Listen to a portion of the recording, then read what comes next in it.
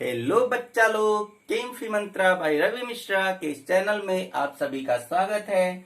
आज हम लेकर आए हैं क्लास 12 केमिस्ट्री का थर्ड लेक्चर, जिसमें हम पढ़ रहे हैं सॉलिड स्टेट, जो कि फिजिकल केमिस्ट्री का पहला चैप्टर है। और इसमें आप अब तक काफी कुछ पढ़ चुके हैं। आज हम पढ़ेंगे ठोसों का वर्गीकरण, जिसकी शुरुआत हम पिछले लेक्चर में कर चुके हैं। तो आइए पढ़ते हैं। तो हेडिंग हमने पिछले लेक्चर में ही डाल लिया था, ठोसों का वर्गीकरण, क्लासिफिकेशन ऑफ सॉलिड्स। इसमें आप अब तक जान चुके हैं कि ठोस दो तरह के होते हैं। हमने थोड़ा सा डिस्कशन किया था कि ठोस दो तरह के होते हैं, एक क्रिस्टलीय ठोस और एक अक्रिस्टलीय ठोस। और हम बाई डायग्राम दोनों समझा भी चुके हैं। आज उन्हीं की हम डेफिनेशन आपको लिखाएंगे। तो ध्यान दें, हमने क्रिस्टलीय ठोसों के विषय में कहा था कि क्रिस्टलीय ठोस वह होते हैं जिनमें अवयवी कण एक निश्चित क्रम में दीर्घ परास में व्यवस्थित होते हैं। मतलब अवयवी कण जो होते हैं उनकी एक निश्चित व्यवस्था होती है और व्यवस्था लगातार चलती रहती है दीर्घ परास में, बहुत लंबी दूरी तक। जबकि अक्रिस्टल में अवयवी कणों की व्यवस्था अनियमित होती है, उनमें अवयवी कणों की व्यवस्था निश्चित नहीं होती। तो ध्यान से देखिए, हमने क्रिस्टलीय ठोस और अक्रिस्टलीय ठोस दोनों की डेफिनेशन यहाँ लिखी है। सबसे पहले हमने डेफिनेशन लिखी क्रिस्टलीय ठोस की, क्रिस्टलाइन सॉलिड्स। तो ध्यान से देखिए, क्रिस्टलाइन सॉलिड्स क्या होते हैं। हमने लिखा है ऐसे ठोस जिनमें अवयवी कण दीर्घ परास में एक निश्चित क्रम में व्यवस्थित होते हैं। मतलब ऐसे ठोस जिनके जो अवयवी कण हो दीर्घ परास में मतलब लंबी दूरी तक हर जगह एक निश्चित क्रम में व्यवस्थित हो, हम उन्हें क्या कहेंगे? क्रिस्टलीय ठोस कहेंगे। और एग्जाम्पल यहाँ बहुत क्लियर है। जैसे इस तरह से यहाँ आप देखिए, कहीं भी अगर आप ए को उठाएंगे तो उसके बगल में बी है, A B A B A B, ऐसी जो मैंने व्यवस्था बनाई है, जो मैंने पिछले टर्म पे भी बनाया था।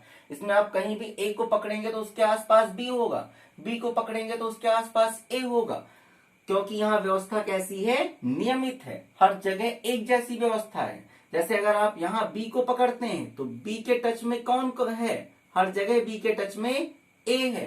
कहीं भी आप बी को पकड़ेंगे तो उसके टच में कौन होगा? ए। यहाँ भी देखिए, बी के टच में एक ये एक ये एक ये। इसी तरह यहाँ भी था, बी के टच में कौन था? ए। तो ऐसा क्यों हो पाया? क्योंकि अवयवी कणों की व्यवस्था नियमित है, हर जगह एक जैसी व्यवस्था है, हर जगह एक जैसी व्यवस्था है। ए को आप कहीं पकड़ेंगे, ए को देखेंगे तो उसके बगल में बी होगा। क्यों? क्योंकि अवयवी कणों की व्यवस्था मैंने कैसी रखी है? नियमित। देखिए, A B A B A B A B A B A B A B, ऐसे करके है। तो ये रहा क्रिस्टलीय ठोस। बहुत आसान था कि इनमें अवयवी कणों की व्यवस्था दीर्घ परास में, अवयवी कणों की व्यवस्था दीर्घ परास में नियमित होती है। ऐसा नहीं कि थोड़ा सा कहीं है सेम, उसके बाद सीक्वेंस बदल जाए, व्यवस्था बदल जाए। इसमें दीर्घ परास में, लॉन्ग रेंज में क्या होगा? अवयवी कणों की व्यवस्था नियमित होगी। तो ये आप पढ़ चुके। अब आइए देखते हैं अक्रिस्टलीय ठोस क्या होता है। तो अक्रिस्टलीय ठोस में आपने लिखा है ऐसे ठोस जिनमें अवयवी कणों की व्यवस्था निश्चित नहीं होती, या ऐसे कहो कि जिनमें अवयवी कणों की व्यवस्था अनियमित होती है, अक्रिस्टलीय ठोस कहलाते हैं। जैसे आप यहाँ देखें, यहाँ A B A B B B B A B A B, sequence सही नहीं है। यहाँ पे कहीं ए के बगल में बी है तो कहीं ए के बगल में ए है। तो ऐसी व्यवस्था को हम क्या कहेंगे? ऐसी व्यवस्था को हम कहेंगे अनियमित व्यवस्था। और इसीलिए ऐसे ठोसों को क्या कहेंगे? अक्रिस्टलीय ठोस। बोलो बच्चों, इतनी बात समझ गए? आई होप कि आप इतनी बात बहुत अच्छे से समझ गए होंगे, कोई कंफ्यूजन नहीं होगा। क्या कहा मैंने? क्रिस्टल और अक्रिस्टल ये ठोसों के दो प्रकार हैं। क्रिस्टल वह होता है जिनमें अवयवी कण एक नियमित क्रम में दीर्घ परास में व्यवस्थित होते हैं, और अक्रिस्टल वह होते हैं जिनमें अवयवी कण एक निश्चित क्रम में व्यवस्थित नहीं होते। तो ये आपने क्रिस्टल और अक्रिस्टल जान लिया। चैप्टर का नाम ही है ठोस अवस्था, यानी इस चैप्टर में हमें ठोसों के विषय में पढ़ना है। तो वहीं से हम पढ़ रहे हैं ठोसों का वर्गीकरण, जिसमें आपने जाना कि ये दो तरह के होते हैं, क्रिस्टल और अक्रिस्टल। दोनों की डेफिनेशन भी आप लोगों ने पढ़ ली। एक बार स्क्रीनशॉट ले लीजिए, फिर हम आगे बढ़े। ठीक है, तो अब हम आगे बढ़ते हैं इसे इरेज करके। और अब आप लोग अगली हेडिंग लगाएंगे, क्रिस्टल और अक्रिस्टल में अंतर। क्या लगाएंगे अगली हेडिंग बच्चे? क्रिस्टल और अक्रिस्टल में अंतर। ये क्वेश्चन बहुत बार पूछा जा चुका है, यूपी बोर्ड में तो बहुत बार आया है। कि मान के चलिए कि हर सेट में 3 में से 2 बार आ ही जाता है ये प्रश्न। क्या पढ़ना है हमें? क्रिस्टल तथा अक्रिस्टल में अंतर। क्रिस्टल तथा अक्रिस्टल में, क्रिस्टल तथा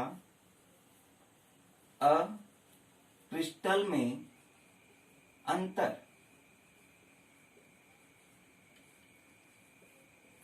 में अंतर। इंग्लिश लिखेंगे इसकी, डिफरेंस बिटवीन, डिफरेंस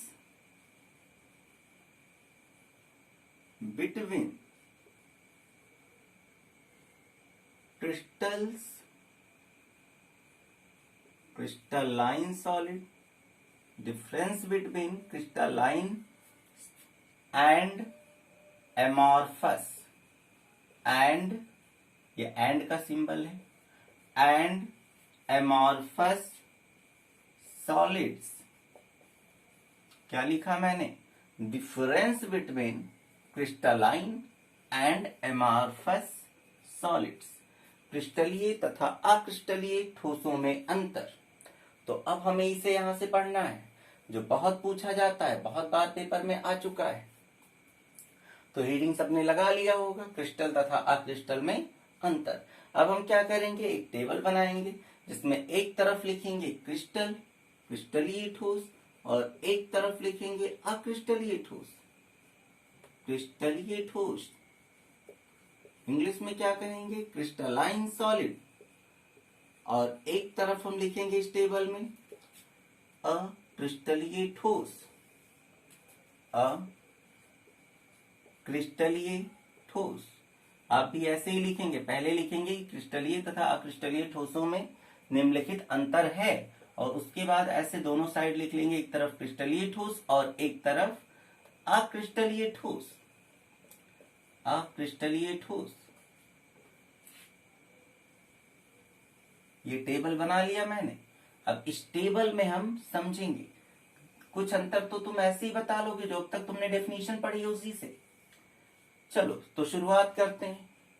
पहला अंतर, डेफिनेशन तुम पढ़ चुके हो, क्रिस्टलीय ठोस में अवयवी कणों की व्यवस्था।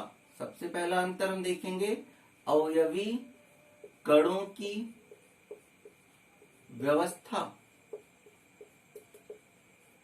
अभी पढ़ाया था मैंने कि ठोसों में, क्रिस्टलीय ठोसों में अवयवी कणों की व्यवस्था कैसी होती है? नियमित होती है बच्चों। अवयवी कणों की व्यवस्था नियमित होती है।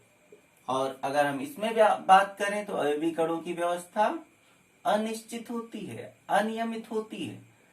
अक्रिस्टल में अवयवी कणों की व्यवस्था अनियमित होती है। ये नियम से नहीं लगे होते इनके अवयवी कण, ये ऐसे कहीं भी किसी भी सीक्वेंस में कुछ भी लग जाएगा। यहां तक समझ गए बच्चों? अब आओ दूसरा अंतर देखें। तो दूसरा अंतर है, कहा जाता है कि ये दीर्घपरासी होते हैं। दीर्घपरासी, लॉन्ग रेंज में होते हैं, लॉन्ग रेंज में। सवाल उठता है कि लॉन्ग रेंज का मतलब क्या है? तो हम बता दें कि अभी मैंने कहा था कि जो क्रिस्टलीय ठोस होते हैं उनके अवयवी कण दीर्घ परास में निश्चित क्रम में व्यवस्थित होते हैं। तो जो इनमें व्यवस्था होती है निश्चित व्यवस्था, वो दीर्घ परास में होती है, बहुत दूर तक। इनमें भी अक्रिस्टल में भी कहीं कहीं सीक्वेंस बन जाता है थोड़ी दूर ए बी, लेकिन वो हर जगह नहीं रहता। तो इसीलिए इनमें हम क्या कहेंगे कि इनमें जो अविकणों की व्यवस्था होती है वो लघु परासी होती है। कहीं कहीं तो व्यवस्था ठीक देखने को मिलेगी, लेकिन ऐसा ज्यादा देर तक नहीं चलेगा। ये कैसे होते हैं? लघु परासी। तो बहुत ज्यादा पूछा जाने वाला सवाल है कि क्रिस्टलीय ठोसों में कैसी व्यवस्था होती है? दीर्घ परासी, और अक्रिस्टलीय ठोसों में लघु परासी। यानी अगर कोई पूछे क्रिस्टलीय ठोस में अविकणों की व्यवस्था नियमित, अक्रिस्टलीय ठोस में अनियमित। दीर्घ परासी कौन होता है? क्रिस्टलीय ठोस। लघु परासी कौन होता है? अक्रिस्टलीय ठोस। लघु परासी इंग्लिश में क्या कहेंगे? शॉर्ट रेंज में होते हैं। शॉर्ट रेंज में होते हैं। बोलो, इतनी बात समझ में आ रही है बच्चों?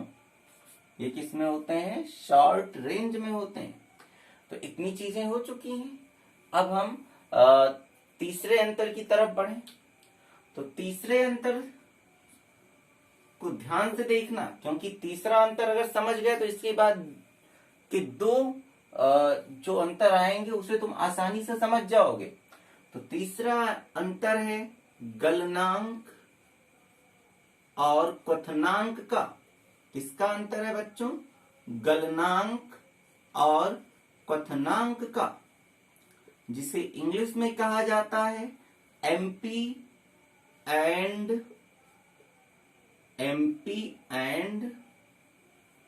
बीपी। एमपी बीपी का मतलब क्या है? महापागल, बड़ा पागल? ऐसा कोई मतलब नहीं है। एमपी का मतलब है मेल्टिंग पॉइंट और बीपी का मतलब है बॉइलिंग पॉइंट। ब्लड प्रेशर मत कहना, वो बायोलॉजिकल टर्म है। बीपी का मतलब होता है बॉइलिंग पॉइंट, एमपी का मतलब मेल्टिंग पॉइंट। मेल्टिंग पॉइंट जिसे हिंदी में गलनांक कहा जाता है, मेल्टिंग पॉइंट जिसे हिंदी में गलनांक कहा जाता है, का मतलब होता है कि कोई चीज किस ताप पर मेल्ट कर जाए, गल जाए, पिघल जाए। जिस ताप पर कोई चीज गल जाए, पिघल जाए, उस ताप को, उस चीज का क्या कहते हैं? गलनांक कहते हैं। उसी तरह क्वथनांक, बॉइलिंग पॉइंट, जिस ताप पर कोई चीज उबल जाए उस ताप को क्या कहेंगे? उसका क्वथनांक कहेंगे। तो अब हम बात करेंगे गलनांक और क्वथनांक की। तो हम बता दें, यहाँ बहुत बड़े, जैसे काफी लोग सोच रहे होंगे कि भी एक का उच्च होगा एक का निम्न होगा, ऐसा कोई अंतर यहाँ नहीं मिलेगा। यहाँ उच्च और निम्न वाला अंतर हम नहीं लिखाएंगे। गलनांक क्वथनांक जो होता है क्रिस्टलीय ठोसों का, ये होता है निश्चित, डेफिनिट होता है। समझना बहुत ध्यान से। निश्चित होता है, डेफिनिट होता है, या ऐसे को फिक्स होता है, फिक्स्ड होता है। और ये यहां गलनांक क्वथनांक एक परास में होता है, रेंज में। किसमें होता है? In range. इसका मतलब समझे बच्चे? ऊपर के दो अंतर समझ गए। किनमें अविकणों की व्यवस्था नियमित होती है, रेगुलर होती है। किसकी व्यवस्था? अविकणों की व्यवस्था, सब्स्टिट्यूएंट्स पार्टिकल की व्यवस्था। समझ गए? और अक्रिस्टलीय ठोसों में व्यवस्था कैसी होती है? अनियमित। और उसके बाद अब हम आगे बढ़े तो दूसरा, ये दीर्घ परासी होते हैं और ये लघु परासी होते हैं। यानी ये लॉन्ग रेंज में इनमें व्यवस्था नियमित होती है अविकणों की, और इसमें शॉर्ट रेंज में कहीं कहीं केवल देखने को मिलता है। तो ये दोनों तो डेफिनेशन से आप निकाल ले गए थे। बहुत आसान था कि इसमें कॉन्स्टिट्यूएंट पार्टिकल जो होंगे वो रेगुलर होंगे, और इसमें जो कॉन्स्टिट्यूएंट पार्टिकल होंगे वो इरेगुलर होंगे। और ये लॉन्ग रेंज में होंगे, शॉर्ट रेंज में होंगे। तो डेफिनेशन से क्लियर थी। यहां देखो, गलनांक और क्वथनांक हमने कहा क्या होता है? निश्चित होता है, फिक्स्ड होता है। लेकिन यहाँ परास में, इसका मतलब ऐसे समझ में नहीं आया होगा। इसका मतलब समझो ध्यान से। गलनांक क्वथनांक फिक्स होने का मतलब कि अगर तुम्हारे पास कोई क्रिस्टल है, मान लो ये क्या है? कोई क्रिस्टल है। चलो, ये कोई क्रिस्टलीय ठोस है। हम तुमसे कहते हैं इसे पिघलाओ। क्या करो? इसे पिघलाओ। तो तुम इसे ले जाके मान लो तुमने किसी भगोने में या किसी कढ़ाई में ऐसे रख दिया और नीचे से क्या किया, नीचे से तुमने इसे क्या किया, हीट दिया। ध्यान से सुनना, नीचे से तुमने इसे हीट दिया। तो जब तुम नीचे से हीट दोगे तो क्या होगा, शुरू में नहीं पिघलेगा, धीरे धीरे पहले गर्म होगा, लेकिन गर्म होते होते टेम्परेचर ऐसा आएगा जब ये पिघलने लगेगा। फिर उसी टेम्परेचर पे पूरा का पूरा ये पूरा क्रिस्टल पिघल जाएगा। ये क्या है, क्रिस्टल। ये क्या है, क्रिस्टल। मान लो एक ऐसा क्रिस्टल है जिसका गलनांक है 100 डिग्री सेल्सियस। गलनांक कितना है, मान लो 100 डिग्री सेल्सियस। तो 100 डिग्री सेल्सियस पे क्या होगा, ये पूरा पिघल जाएगा, ये पूरा पिघल जाएगा।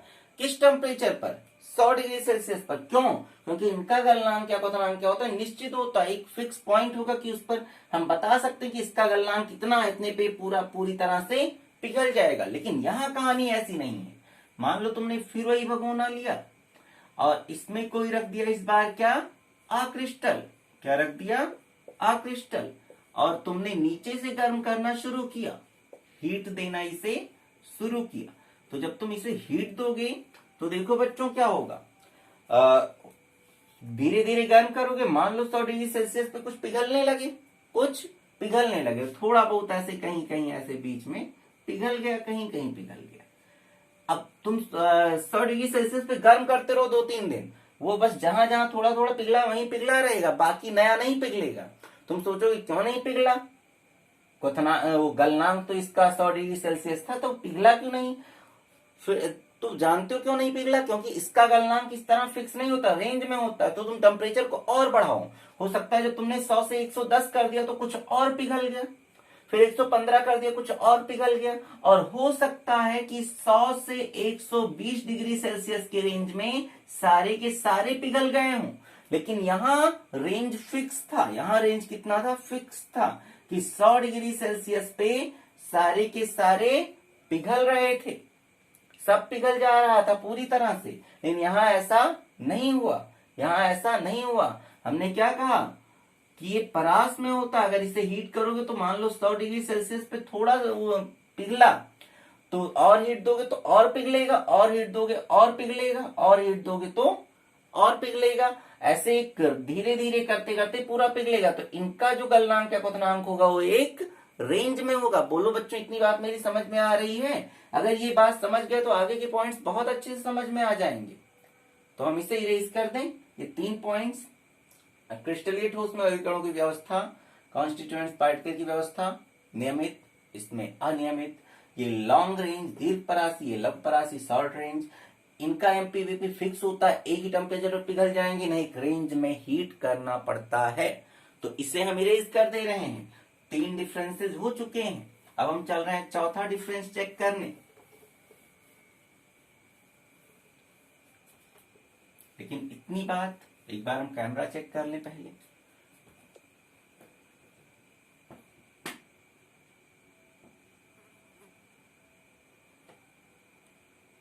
हाँ, कैमरा बिल्कुल सही है। तो 3 अंतर हो चुके हैं। अब हम चौथा अंतर करेंगे।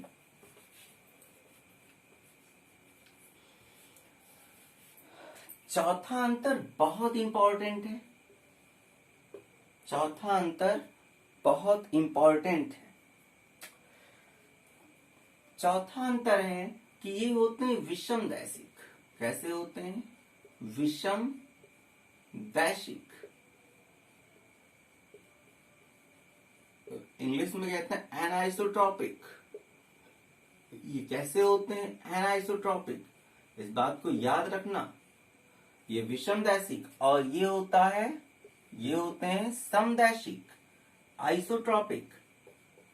समदैशिक, आइसोट्रॉपिक। समझ गए, क्या समझ गए, अभी कुछ नहीं समझ में आया। इतनी जल्दी कहां समझ में आती है केमिस्ट्री, वो भी फिजिकल। ये विषम दैशिक और ये समदैशिक, ये एनाइसोट्रॉपिक और ये आइसोट्रॉपिक। देखने में कुछ कुछ उल्टा लग रहा है कि ये यहाँ क्रिस्टल था तो ये सम हो गया, ये क्रिस्टल था अच्छा था सीधा साधा था तो ये विषम हो गया। हाँ हो गया, लेकिन इसे समझो पहले, इसका मतलब क्या होता है एनाइसोट्रॉपिक या आइसोट्रॉपिक का। तो ध्यान से सुनना, जैसे ये रहा हमारे पास कोई क्रिस्टल, एक हम क्रिस्टल बनाएंगे तभी समझा पाएंगे बेहतर ढंग से। ये क्या है, एक क्रिस्टल है। ध्यान से देखना, A B A B A B A B A B A B, ये क्रिस्टल है, सीक्वेंस बढ़िया है। और एक क्रिस्टल अब हम बनाएंगे इधर, ये देखो क्रिस्टल बनाने जा रहे हैं। इसमें अवयवी कणों की व्यवस्था नियमित नहीं होगी। A A B B B A B B B A B A, ऐसी व्यवस्था है कुछ। तो ये क्रिस्टल और ये क्रिस्टल। अब आओ देखें विषम दैसिक का मतलब क्या है। तो विषम दैसिक नाम से ही कुछ कुछ क्लियर हो रहा है कि इनमें अगर अलग अलग दिशाओं में जाओगे तो इनके गुणधर्म बदल जाएंगे। क्यों बदल जाते हैं, आओ देखें। जैसे देखो, मान लो तुम इधर से निकले ऐसे, तो देखो इधर से निकले तो केवल क्या मिला, ए ए ए, तो प्रॉपर्टी कुछ होगी, जो ए की प्रॉपर्टी होगी वो इस रास्ते पे चलने पे तुम्हें प्रॉपर्टी नजर आएगी। और इधर चलो तो एक ऐसे चलो तो यहाँ ए और बी दोनों मिल रहा है, बी ए बी, तो यहाँ ऐसी प्रॉपर्टी मिलेगी जो मिक्स होगी। कहीं मान लो तुम इस रास्ते पे चलो तो इसमें केवल बी बी बी मिलेगा, यानी इधर चलोगे तो कुछ अलग प्रॉपर्टीज, इधर चलोगे तो मिक्सचर मिलेगा, इधर चलोगे तो कुछ अलग प्रॉपर्टीज, मतलब अलग अलग डायरेक्शन में जाओगे तो प्रॉपर्टीज बदलती जाएंगी। क्यों हुआ ऐसा, व्यवस्था के कारण। व्यवस्था नियमित थी और तुम यहाँ देखो ध्यान से, इधर केवल ए मिल रहा है, इधर केवल बी मिल रहा है, इधर दोनों मिल रहे हैं, तो जिस डायरेक्शन में जाओगे व्यवस्था अलग होगी, इसीलिए इनके गुणधर्म भी क्या होंगे, बदल जाएंगे। ये क्या होते हैं, विषम दैसिक होते हैं। समझ गए इतनी बात। अब यहां देखो तुम, यहां तुम किसी तरफ चलो, इधर चलो तो ए बी का मिक्सचर, इधर चलो तो भी ए बी का मिक्सचर, इधर चलो तो भी ए बी का मिक्सचर, इधर चलो तो भी ए बी का मिक्सचर। अभी तो हो सकता है कहीं ना भी हो सकता है कहीं मिल जाए, लेकिन जब ये लॉन्ग रेंज में इसे देखोगे ना तो हर जगह ए बी का मिक्सचर ही मिलेगा, ए बी का मिक्सचर ही मिलेगा, मतलब ए भी मिलेगा बी भी मिलेगा। मतलब यहाँ किसी भी तरफ जो ए बी दोनों मिलेंगे तो हर तरफ जाने पे जो भौतिक या रासायनिक गुणधर्म होंगे वो सेम ही तो मिलेंगे, वो सेम ही तो मिलेंगे। तो देखो ये बात बहुत ज्यादा क्लियर कर लेना कि यहाँ व्यवस्था नियमित, तो अलग अलग डायरेक्शन में जाओ तो अलग अलग चीजें मिलती हैं, इसीलिए भौतिक गुणधर्म बदल जाते हैं। लेकिन यहाँ हर किसी भी तरफ जाओ ए बी का मिक्सचर मिलेगा तो यहाँ भौतिक गुणधर्म सेम होंगे, इसीलिए हम इन्हें कहते हैं ये एनाइसोट्रॉपिक है और ये आइसोट्रॉपिक है। बोलो इतनी बात समझ गए, समझ गए। इसे भी मिटाना पड़ेगा क्योंकि पांचवी बात भी बड़ी है, तो इसे हम इरेज कर दें फिर आगे बढ़ें। तो समझ गए होगे अब तक 4 पॉइंट्स। और 5वां पॉइंट चेक करें।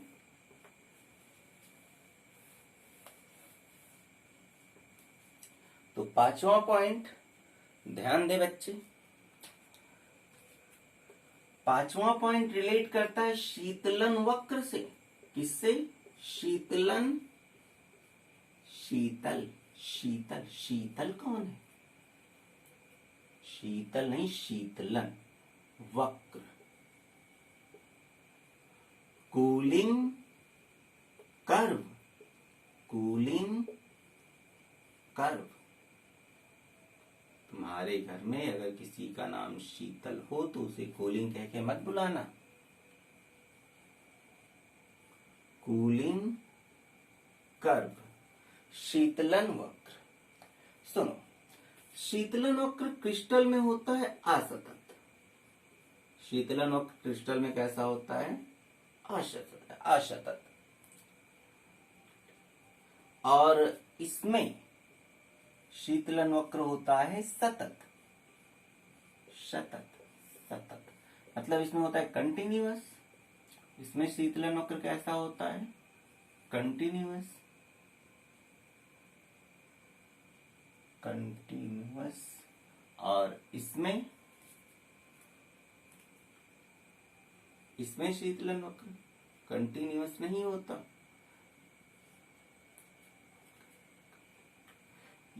ये इरेगुलर होता है, इरेगुलर होता है। अभी पता चलेगा कैसे। फिर कहानी उलट गई, फिर कहानी उलट गई। कैसे उलट गई कहानी? देखो, क्रिस्टल सतत हो गया और क्रिस्टल असतत हो गया। फिर वही सीधा साधा बेचारा फंस गया, सीधा साधा असतत, और जो टेढ़ा था वह सतत हो गया। और इस चीज को चेक करें, ऐसा क्यों है? तो पहले तो शीतलन वक्र का मतलब समझो। शीतलन वक्र का मतलब होता है कि हम ठंडा करें और ऑब्जर्व करें, ठंडा करें और क्या करें? ऑब्जर्व करें कि वो कैसे कैसे ठंडा हो रहा है, कि वो कैसे कैसे ठंडा हो रहा है। समझ पा रहे हो? उसी के हिसाब से हम ग्राफ बनाएं कि टेम्परेचर कितने टाइम में कितना घटा। अब तुम सोचो, मतलब इसका शीतलन वक्र असतत होने का मतलब कि अगर इस पे हम क्या रख दें? ताप रख दें। इस ग्राफ पे क्या रख दें? ताप।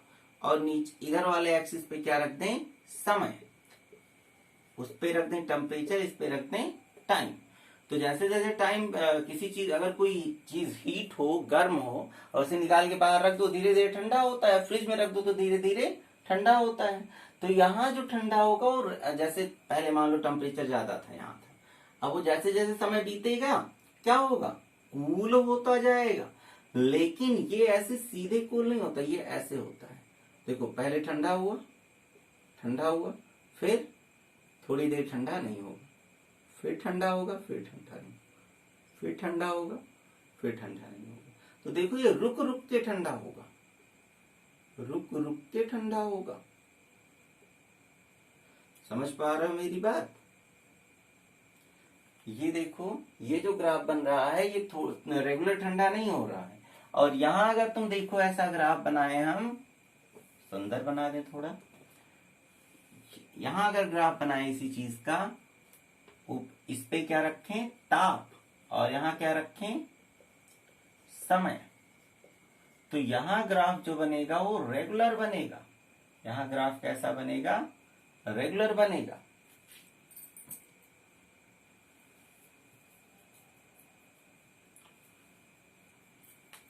बोलो, इतनी बात क्लियर है? समझ में तो अभी नहीं आया होगा, क्योंकि अभी तो मैंने केवल रटाया है कि क्रिस्टलीय ठोसों का शीतलन वक्र कैसा होता है? असतत, और अक्रिस्टलीय का सतत। तो आओ देखें ऐसा क्यों होता है, आओ देखें ऐसा क्यों होता है। तो याद करो, हमने कहा था क्रिस्टलीय ठोस जो होते हैं, इनका गलनांक और क्वथनांक निश्चित होता है। इनका गलनांक और क्वथनांक निश्चित होता है। एक निश्चित ताप पर पिघल जाते हैं और एक निश्चित ताप पर उबलने लगते हैं। और जो अक्रिस्टलीय ठोस होते हैं, जो अक्रिस्टलीय ठोस होते हैं, इनका शीतलन, इनका गलनांक क्वथनांक एक परास में होता है। इतनी बात तो याद है ना, कि एक ही ताप पर सारे के सारे नहीं पिघलते। ठीक है, अगर इतनी बात याद है तो इसे आसानी से समझ जाओगे। यहां तुम्हें एक बात और समझनी होगी, एक बात। क्लास 11th में अगर तुमने लास्ट शैतेली का प्रिंसिपल पढ़ा है अच्छे से तो अच्छी बात है। नहीं पढ़ा है तो हम एक शॉर्ट ट्रिक तुम्हें समझा दे रहे हैं, उससे समझ में आ जाएगा, उससे तुम्हें समझ में आसानी से आ जाएगा। और उस शॉर्ट ट्रिक को देखें। कहाँ देखें? कहीं कोने में। यहाँ देखते हैं, यहाँ कोने में। ध्यान देना बच्चों, यहाँ हम समझा दे रहे हैं कि क्या कहानी है। तो सुनो, अगर कोई भी चीज हो, वो अवस्था परिवर्तन करने लगे, क्या करने लगे? अवस्था परिवर्तन। मतलब अवस्था परिवर्तन, जैसे वो ठोस है द्रव बनने लगे, या द्रव है ठोस बनने लगे, तो उस समय उसके ताप में कोई परिवर्तन नहीं होता। ध्यान से सुनना। जैसे मान लो कोई चीज है, अगर ये पानी है, जैसे उबाल रहे हो, मान लो तुमने इस पानी को कहां तक गर्म कर दिया? 100 डिग्री सेल्सियस तक। कहां तक गर्म कर दिया? 100 डिग्री सेल्सियस, 100 डिग्री सेल्सियस पे तो पानी तो उबलने लगेगा। अब वो पानी जब उबलने लगा तो गर्म उतना ही रहेगा जितना गर्म अभी है। क्यों? क्योंकि इस समय उसकी अवस्था बदल रही है। अब तुम नीचे से कितनी भी हीट दोगे ना, वो पानी 100 से 200 डिग्री सेल्सियस नहीं हो जाएगा कि 100 से 200 या 150 या 120 हो जाए। वो 100 ही रहेगा। कब तक? जब तक वो पूरी तरह से भाप नहीं बन जाएगा। जब वो भाप बन जाएगा तो फिर भाप गर्म होने लगेगा। तो इस बात को बहुत ध्यान से समझो कि जब अवस्था परिवर्तन होने लगती है, अवस्था परिवर्तन का मतलब कोई ठोस है वो द्रव में जाने लगे या कोई द्रव गैस में जाने लगे, ऐसा कुछ होने लगे, तो उस समय ताप में कोई परिवर्तन नहीं होता। ताप में कोई परिवर्तन नहीं होता। इसका एक और एग्जाम्पल हम आपको दे सकते हैं। जैसे तुम लोगों ने देखा होगा कि टीवी में या फिल्मों में, टीवी में न्यूज चैनल्स पे देखो कि कहीं कहीं बहुत ज्यादा ठंड जहां पड़ती है, बर्फबारी जब होती है, जहां रेगुलर बर्फबारी होती है, रेगुलर बर्फबारी होती है, सिक्किम उक्किम चले जाओ तो वहां हमेशा बर्फबारी होती है। वहां लोग नॉर्मल शर्ट पहन के घूमते हैं। देख के लगता है कि अरे यार कैसे इतनी ठंड में नॉर्मल शर्ट पहन के घूम रहे हैं, लेकिन वहां रेगुलर वो नॉर्मल शर्ट पहन के घूमते हैं। तो ऐसा इसलिए होता है क्योंकि वहां पानी किस में बदल रहा होता है? बर्फ में बदल रहा होता है। तो उसकी उस समय एटमॉस्फेयर के जो एटमॉस्फेयर है वो ठंडा नहीं हो रहा होता। क्यों? क्योंकि एटमॉस्फेयर में जो भी वाटर है वो किस में बदल रहा है? वो किस में बदल रहा है?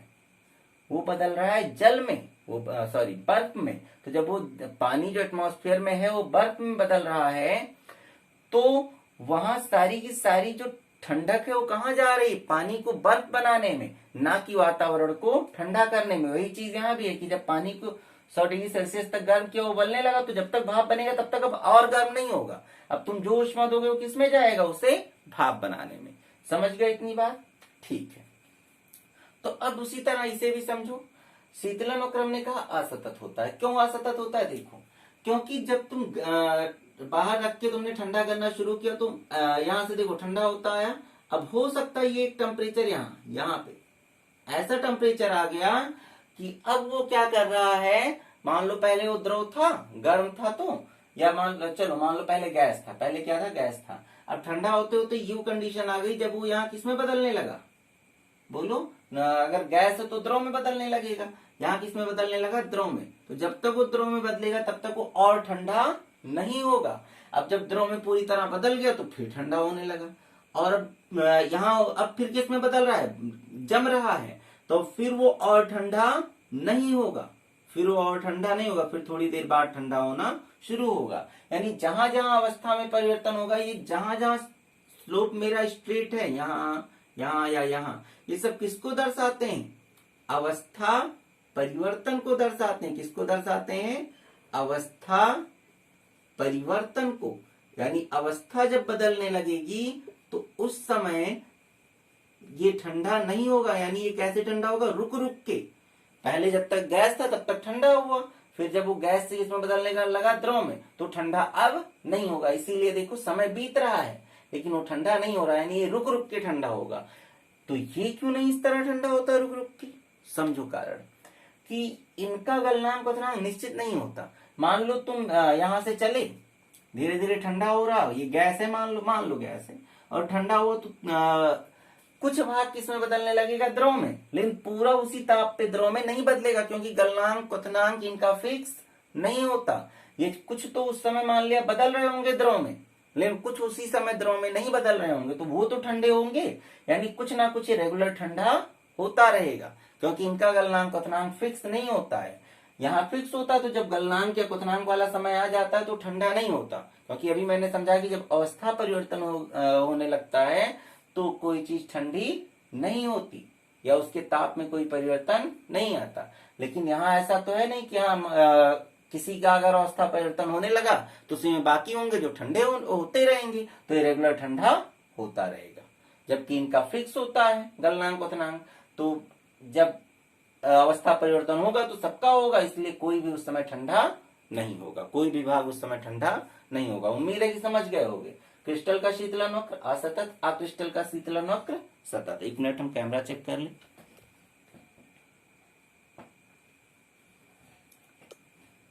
तो ये 5 अंतर हो गए। छठा अंतर बहुत सिंपल है, इसे हम मिटा दें जल्दी से। तो छठा अंतर है, छठा अंतर हमसे कहता है, हम छठा अंतर लिखाएंगे नहीं, ऐसे बोल दे रहे हैं कि अगर इन्हें किसी धारदार चाकू से काटो, किसे? क्रिस्टल को, तो ये सपाट कटते हैं। कैसे कटते हैं, इसी से हम आगे उदाहरण बताएंगे। ये सपाट कटते हैं और ये कैसे कटते हैं, खुरदुरा। खुरदुरा मतलब अगर इसे किसी धारदार चाकू से काटोगे किसी क्रिस्टल को तो सपाट कटेगा, और अगर आप क्रिस्टल को काटोगे तो वो खुरदुरा कटेगा। समझ गए, ये अंतर। इससे हम एग्जाम्पल समझ ले जाते हैं। एग्जाम्पल भी हम लिख दे रहे हैं जल्दी जल्दी। जैसे इसके एग्जाम्पल में आता है NaCl नमक, या कोई भी धातु, कोई भी धातु ले लो, आयरन, कोई भी धातु, या H2O मतलब हम बर्फ की बात कर रहे हैं। ये सब किसके उदाहरण हैं, क्रिस्टल के। तो मैंने अगर किसी चीज से काट के देखो तो चिकना सपाट सतह कटेगी, अगर इसे किसी चीज से काट के देखो। और इनमें एग्जाम्पल में हम अगर देखें तो इनके एग्जाम्पल्स हैं रबर, प्लास्टिक, ये सब इसके एग्जाम्पल। तो इन चीजों को हम और ज्यादा क्लियर करेंगे, इन चीजों को। अंतर तो ऐसे हो गया। अब यहां से हमें पढ़ना है क्रिस्टल और अक्रिस्टल में अंतर। ये वीडियो ऑलरेडी काफी लंबा हो चुका है, तो अब हम आपसे अगले वीडियो में मिलेंगे। तब तक के लिए आपसे बता दें कि इस वीडियो के बारे में अपनी राय हमें कमेंट्स में जरूर दें, और अगर वीडियो पसंद आया हो तो चैनल को सब्सक्राइब करें, लोगों से शेयर करें और लोगों को बताएं कि ज्यादा से ज्यादा लोग इस चैनल से जुड़ें। तब तक के लिए टेक केयर, बाय बाय, मिलते हैं अगले वीडियो में।